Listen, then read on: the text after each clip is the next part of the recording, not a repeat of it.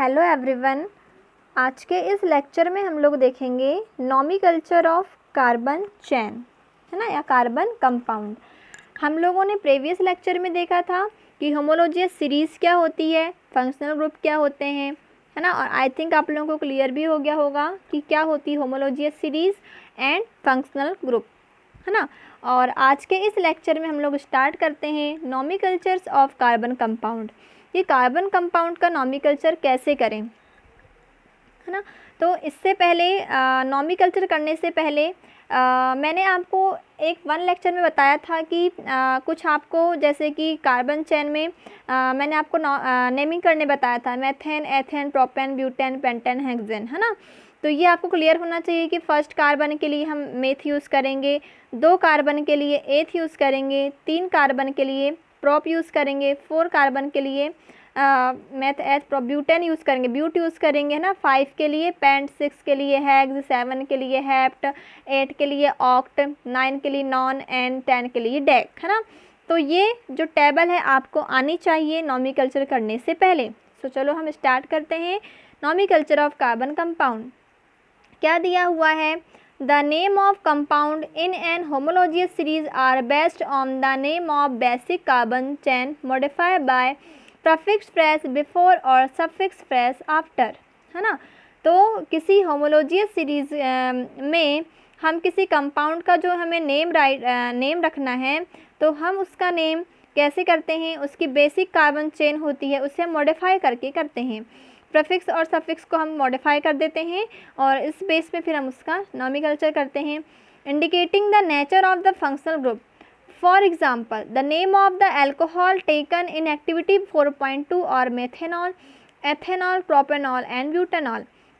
तो वह क्या बोल रहा है, हम कार्बन चेन को ध्यान में रखते हुए और उसमें जो पफिक्स लगा हुआ है या सफिक्स लगा हुआ है, फंक्शनल ग्रुप बोलना चाहिए, जैसे कि अल्कोहलिक ग्रुप होता है, एक एल्डिहाइड ग्रुप होता है, तो उस ग्रुप के बेस में फिर हम क्या करते हैं, उसका नाम रखते हैं। जैसे कि एग्जांपल एल्कोहलिक ग्रुप यदि हमने ऊपर देखा था, ये देखिए यहाँ पर सब में क्या है, CH3OH, C2H5OH, C2H5OH, C3H7OH, यानी कि कार्बन चेन है उसमें एक फंक्शनल ग्रुप क्या लगा हुआ है, OH लगा हुआ है। यानी इस फंक्शनल ग्रुप के बेस में फिर हम इनका नाम कैसे रखेंगे, देखिए CH3OH है, 1 कार्बन है मतलब मेथेनॉल, इसमें C2H5OH लगा है, 2 कार्बन है तो एथेनॉल, प्रोपेनॉल, ब्यूटेनॉल, पेंटेनॉल, यानी कि इसमें ऑल क्या लग रहा है, इसमें एक सफिक्स लग रहा है ऑल, है ना। तो इस सफिक्स मतलब इस फंक्शनल ग्रुप के नेचर के अकॉर्डिंग हम क्या करते हैं, उस कार्बन चेन का हम क्या करते हैं, नॉमेनक्लेचर करते हैं। तो अब देखिए, naming a carbon compound can be done by the following method. तो नॉमेनक्लेचर करने के लिए हम कुछ मेथड को यूज़ में लेकर आते हैं। फर्स्ट क्या दिया हुआ है, identify the number of carbon atom in a compound having 3 carbon atoms would have the name propane. तो सबसे पहला काम क्या है, हमें कार्बन के नंबर, कार्बन एटम को हमें चेक करना है कि उस चेन में कितने कार्बन यूज़ हुए हैं। यदि फर्स्ट कार्बन है तो मेथ करेंगे यूज़, 2 कार्बन है तो एथ करेंगे, 3 कार्बन यूज़ हुए तो प्रोप करेंगे। तो मेथेन, एथेन, प्रोपेन ये हो गया। तो ये फर्स्ट हमारा काम क्या है, कार्बन के एटम्स को काउंट करना और जो हमने बताया है कि किसके लिए क्या यूज़ होता है वो चीज़। सेकेंड है, in case a functional group is present, यदि, ये तो हो गया simple nomenclature, methane, ethane, propane, butane, pentane, hexane. In case क्या बोल रहा है, यदि वो उस चेन में यदि कोई फंक्शनल ग्रुप प्रेजेंट हो, जैसे कि ये दिया हुआ है, ये आपको दिख रही होगी C2H5OH, C2H5OH, C3H7OH, है ना। तो इसमें फंक्शनल ग्रुप भी प्रेजेंट है साथ में। तो वही बोल रहा है कि यदि इन केस वहाँ पर यदि फंक्शनल ग्रुप प्रेजेंट है तो it is indicate in the name of the compound with either a prefix और सफिक्स। तो हम उसमें प्रफिक्स या सफिक्स को लगाकर हम इसका मतलब उसे हम चेंज कर सकते हैं।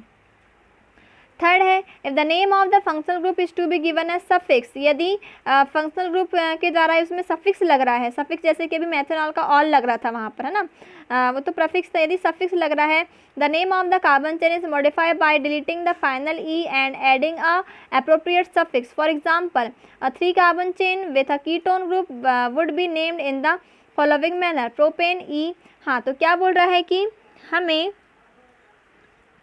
यदि प्रीफिक्स लगाना है या सफिक्स लगाना है, तो सबसे पहले हमें क्या करना पड़ेगा, यदि हम कोई फंक्शनल ग्रुप यूज़ कर रहे हैं और फंक्शनल ग्रुप में यदि कोई हमारे वॉवेल आ रहे हैं ए ई आई ओ यू, जैसे कि कीटोन का ओन लगता है, ओन में क्या आता है देखिए ओ आ रहा है, ओ क्या है हमारा एक वॉवेल है, तो हम क्या करेंगे जो हमारी जो मेन कार्बन चेन, जैसे कि हमारे पास प्रोपेन दी हुई है, तो प्रोपेन का देखिए जो इसमें जो सफिक्स लगा हुआ है ई है ना, तो ई को हम वहाँ से रिमूव करेंगे और जो हमारा फंक्शनल ग्रुप का जो ओन है उसे हम वहाँ पर ऐड कर देंगे, तो क्या बनता है इस प्रकार से प्रोपेनॉन, क्या बनेगा प्रोपेनॉन।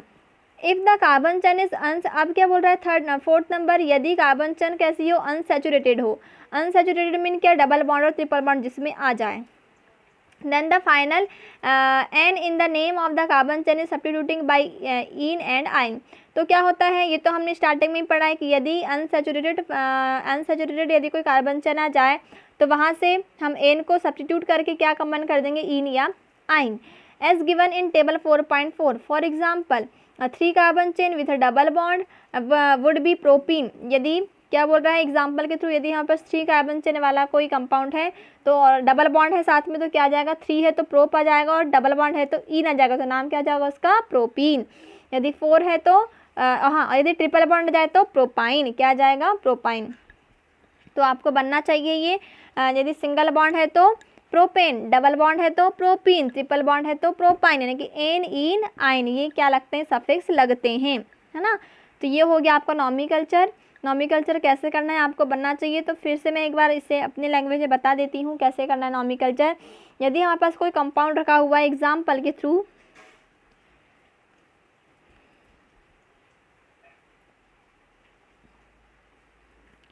यदि हमारे पास कोई बोलना चाहिए कंपाउंड है C3H7OH, है ना, इसका हमें नॉमिकल्चर करना है। तो हमने देखिए क्या करना है, सबसे पहले हमें इस कार्बन को देखना है कि कार्बन में कितने एटम है, कितने एटम दिख रहे हैं 3 की गिनती क्या होती है प्रोप, क्या होती है प्रोप, है ना, तो प्रोप राइट किया। अब देखिए लास्ट में क्या है, कौन सा ग्रुप है OH, और OH मतलब अल्कोहलिक ग्रुप, और अल्कोहलिक का क्या जोड़ता है ऑल, तो क्या हो जाएगा प्रोपेनॉल, ठीक है। तो ऐसे यदि यहाँ पर 4 रहता तो C4H10 है ना, तो C4H9OH रहता तो मैथ एच प्रो ब्यूटेनॉल, क्या हो जाता है इसका नाम ब्यूटेनॉल, फिर 5 रहता तो पेंटेनॉल, हेक्सानॉल, ऐसा, है ना। तो ऐसे करते हैं इसका नॉमिकल्चर।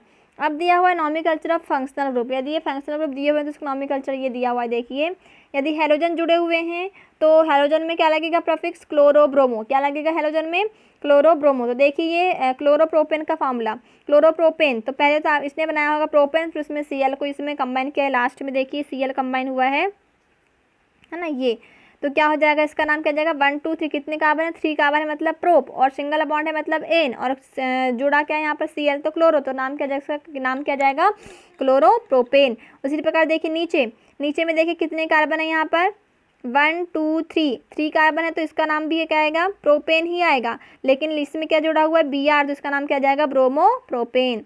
उसी प्रकार देखिए यहाँ पर 3 ही कार्बन है, लेकिन यहाँ पे कौन सा ग्रुप जुड़ा हुआ है OH मतलब अल्कोहलिक, और इसका क्या जुड़ता है ऑल, इसका नाम क्या जाएगा प्रोपेनॉल, क्या हो जाएगा प्रोपेनॉल। इसी प्रकार यहाँ पर देखिए CHO जुड़ा हुआ है, CHO मतलब एल्डिहाइड ग्रुप, एल्डिहाइड ग्रुप जुड़ा हुआ है मतलब इसका अल जुड़ता है लास्ट का, तो क्या बनेगा प्रोपेनल, क्या बनेगा प्रोपेनल। उसी प्रकार यहाँ पर 3 कार्बन है, लेकिन कौन सा यहाँ पर कौन सा ग्रुप है कीटोनिक ग्रुप है, C डबल बॉन्ड O, तो कीटोनिक का क्या जुड़ता है ओन जुड़ता है, तो क्या आ जाएगा प्रोपेनॉन, ठीक है। फिर COOH जुड़ गया तो प्रोपेनोइक एसिड। तो इस प्रकार से प्रीफिक्स यानी कि फंक्शनल ग्रुप के बेस में इनका क्या करते हैं नॉमिकल्चर करते हैं। तो आई थिंक अब आप लोगों को बन जाएगा कि ब्रोमोप्रोपेन क्या होता है, क्लोरोप्रोपेन क्या हो जाएगा, प्रोपेनॉल क्या हो जाएगा, प्रोपेनल क्या हो जाएगा, प्रोपेनोन क्या जाएगा, मतलब इनमें हमको ग्रुप पहचानना सीखना है बस कि क्या कंबाइन हुआ है इससे। क्लोरीन ब्रोमीन क्लोरीन ब्रोमीन मतलब ये हेलोजन वाले हैं सारे, तो इनको ब्रोमो क्लोरो ऐसे पढ़ते हैं। OH जुड़ा है तो अल्कोहलिक है, CHO जुड़ा है तो एल्डिहाइडिक है, CO जुड़ा है तो कीटोनिक है, COOH जुड़ा है तो क्या एसिटिक एसिड ना। तो इस प्रकार से हमें कार्बोक्सिलिक एसिड COOH है ना, तो ऐसे हमें इनको लर्न करना है और इनका प्रीफिक्स क्या होता है, सफिक्स क्या होता है, क्या बोलते हैं, ये हमें याद रखना है, इसके बेस में हमें नॉमिकल्चर करना है। तो आई थिंक अब आप लोगों को बन जाएगा ये। अब देखिए क्या दिया हुआ है, chemical property of carbon compound. अब कार्बन कंपाउंड की केमिकल प्रॉपर्टीज़ क्या होती हैं? तो in this section we will be studying about some of the chemical properties of carbon compound since most of the fuel we use are either carbon or its compound. We shall first study combustion. तो हम carbon compound की chemical properties पढ़ रहे हैं, तो chemical properties में first हम पढ़ेंगे कॉम्ब्यूशन की। कॉम्ब्यूशन क्या होता है? कॉम्ब्यूशन को हिंदी में बोलते हैं दहन, जलना, है ना। तो देखिए क्या दिया हुआ है, carbon in all its allotropes form burn in oxygen to give carbon dioxide along with the release of heat and light. तो क्या कर रहा है, कार्बन और जितने भी एलोट्रॉप्स होते हैं वो यदि हम उन्हें ऑक्सीजन की प्रेजेंट में इन्हें बर्न करें तो क्या बनता है, वहाँ से कार्बन डाइऑक्साइड गैस प्रोड्यूस होती है और हीट एंड लाइट भी रिलीज होती है। Most carbon compound also release a large amount of heat and light on burning. These are the oxidation reactions that you learn about the first chapter. तो बहुत से ऐसे कंपाउंड हैं जो जब उन्हें बर्न करते हैं तो लाइट एंड हीट प्रोड्यूस करते हैं। तो यहाँ पर कौन सी रिएक्शन होती है? ऑक्सीडेशन रिएक्शन होती है। ये हमने फर्स्ट चैप्टर में पढ़ा है, बहुत अच्छे से रिएक्शन का चैप्टर था, टाइप्स ऑफ रिएक्शन पढ़ा था हमने। तो ऑक्सीडेशन रिएक्शन भी हमने पढ़ा था। तो यहाँ पर कौन सी रिएक्शन होगी? यहाँ पर ये ऑक्सीडेशन रिएक्शन होगी। जैसे एग्जांपल दिए हुए C+O2 is equal CO2 heat and light, CH4+O2 is equal CO2 + H2O, CH3CH2OH+O2 is equal CO2 + H2O + heat and light. तो तीनों रिएक्शन कौन सी रिएक्शन है? ये ऑक्सीडेशन रिएक्शन है। Saturated hydrocarbons will generally give a clean flame while the unsaturated carbon compound will give a yellow flame with lot of black smoke। तो क्या बोल रहा है, जो सैचुरेटेड हाइड्रोकार्बन होते हैं, तो हमने पढ़ा था हाइड्रोकार्बन कितने टाइप के होते हैं? 2 टाइप के होते हैं, एक होते हैं सैचुरेटेड और एक होते हैं अनसैचुरेटेड। सैचुरेटेड में सिंगल बॉन्ड आता है और अनसैचुरेटेड में डबल एंड ट्रिपल बॉन्ड आता है। तो उन्हीं की बात कर रहा है यहाँ पर कि जो सैचुरेटेड हाइड्रोकार्बन होते हैं यदि हम उन्हें जनरली हीट करें या बर्न करें तो वह कौन सी फ्लेम से बर्न होते हैं? क्लीन फ्लेम से। क्लीन फ्लेम से बर्न होते हैं। लेकिन जो अनसैचुरेटेड जो कार्बन कंपाउंड होते हैं यदि हम उन्हें बर्न करें तो वह क्या होते हैं? येलो फ्लेम से बर्न होते हैं और बहुत ज़्यादा मात्रा में ब्लैक स्मोक वहाँ से प्रोड्यूस होता है। दिस रिजल्ट इन सूटी deposit on the metal plate in activity 4.3। तो इसका रिजल्ट क्या होता है कि यदि हम किसी भी मेटल में हीट करते हैं तो वह स्कूटी मतलब कि कार्बन मतलब काला काला उस पर जम जाता है ना। वो अनसैचुरेटेड हाइड्रोकार्बन की वजह से होता है। However, limiting the supply of air result in incomplete combustions of even saturated hydrocarbons given a sooty flame। यदि क्या बोल रहा है कि यदि हम सैचुरेटेड हाइड्रोकार्बन जो होते हैं उन्हें भी यदि हम एयर की मतलब कम सप्लाई में बर्न करें, यदि हम मतलब जितना एयर चाहिए बर्न होने के लिए यदि उतना एयर ना मिले तो उसमें भी क्या होता है, सूटी फ्लेम मतलब कि कार्बन काली ज्वाला से मतलब धुआं से वह बर्न होने लगता है। The gas kerosene stove used at home has inlets for air so that sufficient oxygen reach mixture in the burn to give a clean blue flame। यदि हम यूज़ करते हैं जैसे कि गैस है, केरोसिन हो गया, तो स्टोव में हम इन्हें यूज़ करते हैं। तो जब हम स्टोव में हम खाना बनाते हैं तो उसमें स्टोव में क्या होते हैं, बारीक बारीक छिद्र होते हैं, पोर्स होते हैं, तो वहाँ से एयर सप्लाई होती है और वहाँ से क्या होता है, क्लीन ब्लू फ्लेम से स्टोव बर्न होता है। लेकिन आपने देखा होगा if you observe the bottom of cooking vessel getting blacked. कभी कभी क्या होता है कि जब हम उसमें अपन खाना बनाते हैं तो उसके जो पॉट्स होते हैं तो उन पॉट्स में क्या होता है, कुकिंग वेजल्स जो होते हैं उनमें ब्लैक कलर की कोट जमने लगती है, काले काले होने लगते हैं हमारे वेजल्स। तो क्यों होते हैं? It means that the air holes R block. तो इसका मीनिंग क्या है, ऐसा क्यों होता है? क्योंकि जो स्टोव में जो होल्स होते हैं वह क्या होने लगते हैं, ब्लॉक होने लगते हैं, मतलब कि पैक होने लगते हैं, बंद होने लगते हैं किसी वजह से, जिसकी वजह से उन्हें उतनी मात्रा में ऑक्सीजन नहीं मिल पाती है जितनी उन्हें चाहिए बर्न होने के लिए। The fuel is getting wasted. इससे फ्यूल वेस्ट होने लगता है और fuel such as coal and petroleum have some amount of nitrogen and sulphur in them. और क्या बोल रहा है कि यदि इसी प्रकार यदि हम कोल और पेट्रोलियम की बात करें तो यदि ये बर्न होते हैं तो यह नाइट्रोजन और सल्फर की कुछ अमाउंट देते हैं। Their combustion result in the formation of oxide of sulphur and nitrogen. जब हम इसे कॉम्बिशन यानी दहन करते हैं तो यह मतलब इनके ऑक्साइड में कन्वर्ट हो जाते हैं, सल्फर के ऑक्साइड या नाइट्रोजन के ऑक्साइड में ये कन्वर्ट हो जाते हैं, जिससे कि बहुत ज़्यादा मात्रा में हमारे एनवायरमेंट में पॉल्यूशन हो सकता है। ठीक है, तो ये हो गया हमारा पेट्रोलियम के बारे में, कोल पेट्रोलियम और किस प्रकार से कॉम्बिशन होता है, किस प्रकार से पॉल्यूशन होता है ये। अब क्या बोल रहा है, what do you substance burn with without a flame. क्या आपने कुछ ऐसे सबस्टेंस देखा है जो बिना फ्लेम के बर्न होते हों?